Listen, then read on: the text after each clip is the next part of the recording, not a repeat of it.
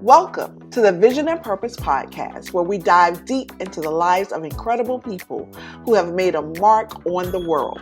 Join us as we explore the journeys, stories, and passions of individuals who have achieved extraordinary feats, shattered barriers, and inspired us all. And now your host, Dr. Sharon H. Porter. Hello and welcome to the Vision and Purpose podcast. I am Dr. Sharon H. Porter, your host, and today we are excited to feature author, serial entrepreneur, and member of Alpha Phi Alpha Fraternity Incorporated, Mr. Darrius Jerome Gourdine. Darrius, how are you? What's going on? Oh my goodness. I am just so excited to have this opportunity to just sit and chat with you. You are doing like so much, right? I'm not doing enough. I'm trying to be like So you. not doing enough. Oh my goodness. I Not tell doing you. Now, I introduce you as an author. I introduce you as a serial entrepreneur, a member of Alpha Phi Alpha, but please take this time to let our audience know a little more about who you are and who you are as an entrepreneur. Well, I do own several businesses. At my core, I'm a storyteller.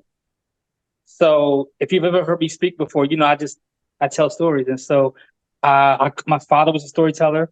My grandfather was a storyteller. So I kind of took that and I figured out if I take my stories and type them up, people will give me money for them. Who knew? So I basically started doing books. And at this point, I'm 16 books in. Wow. Which is great. My most popular book, I took the Alpha Phi Alpha history book and I turned it into a novel series. And so that was in 2006. And since then I've done, it's a 3-part series and I just did part 4. So it's a 4-part series. And so brothers have been buying those books for however long that is, since 2006. And I actually got the idea from a Delta, one of your sorors, yeah, because she was my college sweetheart and I was in her dorm room back in 1991. Wow. And I saw a book on her shelf called In Search of Sisterhood. Yes. And I said, "Oh, what's that?" And she said, "It's an unofficial history of Delta Sigma Theta." And I said, "What do you mean an unofficial history?" She said, "Well, this woman wrote this book. We have our history book, and then we have this book." I said, "Well, where'd you get it from?" She said, "My mom bought it for me. Her mom was a Delta." I said, "So your mom knew to get you this book?" She said, "Every Delta has this book." I said, "Every Delta has this book?" And she was like, "Yeah, we all have it." I said, "I'm going to write a book that every Alpha has." Amazing. And she was like, "Whatever." She was like, "Whatever." So when the book came out in 2006 at our centennial, I called her because we still friends all over the years. Wow. And I said, "Remember that time I told you I was going to do a book that every Alpha has? It just came out." And so now the guy that she's with now is an Alpha. Oh my goodness. And I told her, I said, "Do me a favor. Go in the house, go to his bookshelf, and see if you see my books." Wow. And he has all of my books on his bookshelf because I made a declaration in 1991 that every Alpha would have my books. And so now 40,000 books sold. How many years is that? Almost 20 years, 18 years in the game. And I've done other books, but that's my most popular. So that's one side of what I do. Wow. The other thing that I do, which I know you're curious about, is South Africa. I do trips to South Africa. I just got back. I'm still tan. I'm dark as a mug. I'm still dark. But I just got back. My largest group that I've taken, I took 20 people over there. And we had an amazing time. I mean, it is absolutely amazing. So that's another thing that I do. So I have my hands in several things. You do. But most of all, I enjoy life. I laugh a lot. I really, really, really enjoy waking up and doing whatever it is I'm doing today. I'm wearing this sweater today because I got a phone call last night to go to a high school near me because they had an HBCU college fair and no one represent Howard. Oh, I was like, "What?" Well, I am there. So, I love it. I wake up in the morning and do, I just go. So that's a little bit of that. Oh my goodness. I tell you, and we're definitely going to get into the South Africa trip. But I really want to know, like, how did what was the inspiration for you to really have this determination? Because your work ethic, your mentality is like none other, like hands down. And so where did this come from? So my father has an incredible work ethic. Before he retired, and I watched him growing up. incredible work ethic. And so he started driving a bus in 1967 in New Jersey, where I'm from. New Jersey Transit is where he worked. And he retired in 2007. And when he started off driving the bus in 67, when he retired, he was the highest ranking African American in the entire company. The only person he had to answer to was the president of the bus company or the governor of New Jersey. Everyone else answered to him. And when he retired, he had this big retirement party.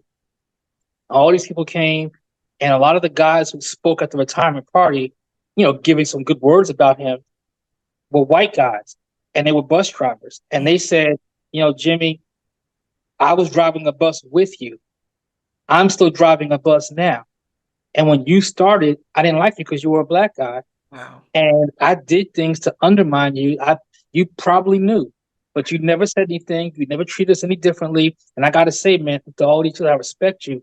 So my father has an incredible work ethic. Wow. I talked to him a couple of days ago, and he told me that at his church, where he goes in Delaware, where he lives now, they did a spiritual personality assessment, and it assessed him for being a workaholic. And I laughed because that's what he was. And he was like, he said, I wish I wasn't like that. I said, why?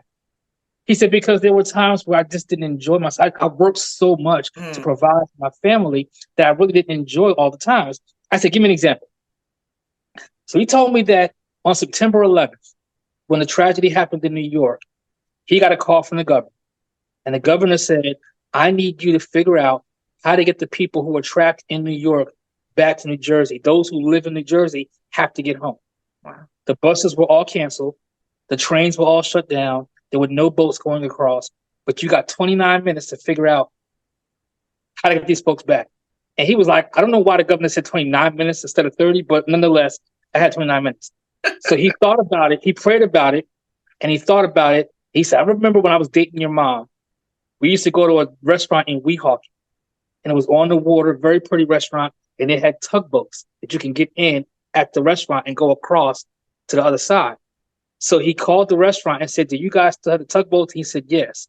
So he rented every tugboat he can find to go to New York, get the people, put them on tugboats, bring them back to the Meadowlands in New Jersey.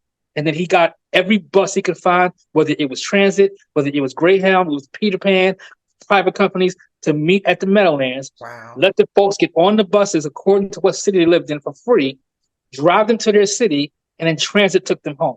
Wow. It took him 4 days.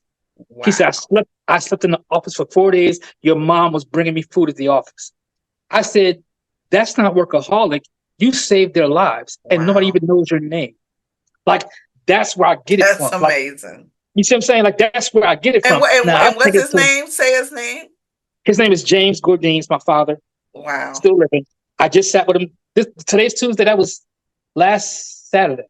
Wow. I talked to him Saturday. And so that's his work ethic, right? Wow. That's his work ethic. He was an Army man. I did Army because of him. So I can't, how folks sleep in on Saturdays and they lay in the bed. I can't. Can't do it. I get antsy. I can't lay around. I got to do something. Wow. And, I really believe in enjoying myself because life is long if you're in jail, but it's short if you're free. Absolutely. And I'm not trying to have any regrets. I'm not trying to be miserable.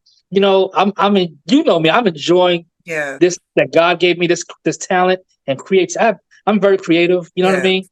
And so I'm trying to do, my hand is on the plow. Wow. I ain't trying to retire no time soon. Wow. And I'm really enjoying myself. So I get it from him, but I'm hoping that my son, he's 12 years old, but look, this is for you to be able to take this and keep running with it. You know what I mean? So, oh my goodness. Wow. So amazing. So how did South Africa begin? When did you start and why did you start? So I used to be in a group called Step Africa. They're based in DC and they are fraternity, sorority, stepping, and African dance. And so when I joined the group, they weren't really doing too much African dance, just the South African gumboot dance, which the South African miners used to do. These guys would wear these boots to go digging for diamonds in the mines. And a lot of times they were from different parts of Africa, so they didn't speak the same language. So they would use the boots as a means to communicate by hitting the boots and making sounds and rhythms. That became an actual dance. And so that dance was a part of Step Africa. So I joined the group. I used to be a stepper in college, and I was into that whole thing. So I joined the group. And then the group would go to South Africa every year to perform and teach workshops to the children of Soweto. Well, the year that I joined the group, they didn't go to Africa. The Africans came to America. So the South Africans came to DC, and we did a big performance at the Kennedy Center. Had a whole week of shows. It was awesome. It was the Soweto Dance Theater and Step Africa. So my first introduction to the culture was them coming to us. Well, the next year, which was 2000, I went there for the first time. So I fly to South Africa with Step Africa, and we land at the airport in Johannesburg. And I'm just like, wow, I'm in the motherland. Oh my gosh. And we're driving through the town, and we're going to our hotel where we stayed at and everything. And then every day we go to Soweto, and maybe all these hundreds of children that I was teaching how to step. And these kids would pick it up like that. I mean, they had that rhythm, and they would teach us their dances and Zulu and different things that I was learning. I fell in love with the culture. Wow. And so I stayed an extra week. I was like, I'm not even going home. I'm staying. So I stayed an extra week. I went to Durban. Loved Durban. We were on our way to Durban, and we were eating at a restaurant outdoors. So we're eating now, mind you, our winter is their summer. So it's December, but it's 80 degrees, right? Wow. So we're sitting outside having breakfast, and a giraffe walked by. Oh my! I was like, what kind of paradise is this? I love it. So my first 3 trips going over there, my first 3 trips were with Step Africa. I was performing. So once I finished performing, I set up my own trip for the first time because I was in the singles ministry at my church. And I was like, y'all want to go to Africa? Because at that point, I've been a couple times. I knew the tour guides. I kind of could put a trip together. So I took about 10 people, went over there, and it was cool. Wow. And so I did that a couple, once or twice, 2, 3 times, whatever. And then I was done. I had been about 5 or 6 times. I was like, yeah, I'm good. I've had a great time here. And I was really done. And then in 2019, one of the guys in the Facebook group that you and I are in for the Spring 90 for the fraternities and sororities, we were approaching our 30th anniversary of being in our organizations. And one of the Kappas said, hey, Darrius, what's the plan for our 30th? I know you got a big plan set up. Girl, I have nothing planned. And so as a joke, I was like, y'all want to go to Africa? And I wasn't even being serious. Wow. And 80-something people said yes. Wow. So I was like, well, look, if y'all are serious, I've done these trips before. I can do it again. And they were like, yeah, this is a bucket list trip. We would love to go to Africa. So I set it up. But now, when I set that trip up, I hadn't been there in 8 years. I had been there in 2008. It's now 2020. So since I had been there, they put luxury hotels up there, all these nice accommodations in these places, which I had never even seen before. So when I went in 2020, we stayed at a luxury hotel, 5-star. And I was like, okay, I'm back. I'm back doing these trips because this hotel is off the chain. And then COVID hit. So when COVID hit, everything shut down and I hadn't done it. And so there was folks who were waiting for me to do another trip because they saw the last trip, the pictures and the videos, and they were like, the next trip you do, I'm going. And so the next trip was just this past January. I had 20 people, 11 of which were Spring 90 from the group. Wow, amazing. And we had an amazing time. And so I'm going back in July. I have 12 going in July, of which 4 are Spring 90. I'm bringing my son in July. So I'm looking forward to that. So at this point, I'm trying to do it every year if I have enough interest. But I really want to bring over as many African Americans as I can. Because most African Americans don't know what actually took place in South Africa. They may have heard of apartheid. I'm sure they've heard of Nelson Mandela, but they don't know what he did. And when you go over there and you learn it, you laugh, you cry, you're in disbelief, you're in shock, and you're in amazement of this country. It's like, most people have a huge misconception of what Africa actually is. Because, white people have told us what it is, and Absolutely. we just believed it. And when I take folks over there, I tell them it's a nice hotel. I tell them to Google it. You can YouTube it. I give them the name of the hotel, and they may go look, they may not. But when we walk into that lobby for the first time, I purposely walk in before the group and turn around and see their faces. Just to Wow. see the splendor. And it's almost like in your mind, you're like, oh my God, this is Africa? Wow. And it's like, yes, it is. Unbelievable. We're not staying in a hut. We're not going to hunt for our food. This is Africa. And then every single day, we do a different activity. Every day. So the only time we're not on activities when we're traveling between Cape Town and Johannesburg, and when we're, doing our own personal shopping or whatever. But the trip was amazing. It's Wow. absolutely. I've been 8 times. So the one in July is you're already solidified who's going, or are people still able to go? If you want to go now, you need to let me know like ASAP. And I Okay, so try you all do all that months ahead. Oh yeah, because you got to book the rooms, got to get the flights, and all that's taken care of. Like when you register for my trip, I take care of everything. Okay. Your flight, the flight from here to Cape Town, the flight from Cape Town to Johannesburg, the flight back to Cape Town, and the flight back to the US, all the hotels, every daily activity, I take care of all of that. All the reservations, all the accommodations, all you got to pay for out of your pocket other than the trip is your own food and your own souvenirs. But everything else, I got to take care of. So it takes months to set up rooms and flights, and I want to sit next to her, and all that has to happen. So all that takes a lot of time, and I want to give folks enough time to make their payments because it's not an inexpensive experience. So if you need a year and a half, cool, register now for 2026. That's amazing. So now, do people fly from where they are, or do they have to come in one central location? We all fly together out of Dulles. Okay. So you get to Virginia on your own. Well, in this case, we could fly out of New York or Atlanta or Dulles. I go for the best rate. So the last couple times that I've been, it's been Dulles. And I always tell people, try to get to Dulles the day before we leave, because you don't want to be traveling from wherever you are to Dulles the same day you're flying to Africa. Because if you get delayed on that thing, who knows? Exactly. And you miss that. It's only one flight per day going to Cape Town. You miss that flight, you're going to miss the whole first day of activities, which you pay for. So we all meet the day before. If you want to go to dinner together, that's cool. If not, whatever. And then we meet at the airport. And a lot of times when we meet at the airport, it's my first time actually meeting these folks. We've been talking for years. Absolutely. And we meet at the airport for the first time. This is just so exciting. This is really exciting. And I'm just, you are just so multifaceted, first of all. You do so many things and so many things well. So for 2025, are you doing one for 2025? Yes. So there's one for January 2025. The only problem with that one is the final payment is due in August. Oh, so you've already started. So that's why you said 2026. Correct. Because a lot of folks say, I'm going to go next year. I'm like, okay, great.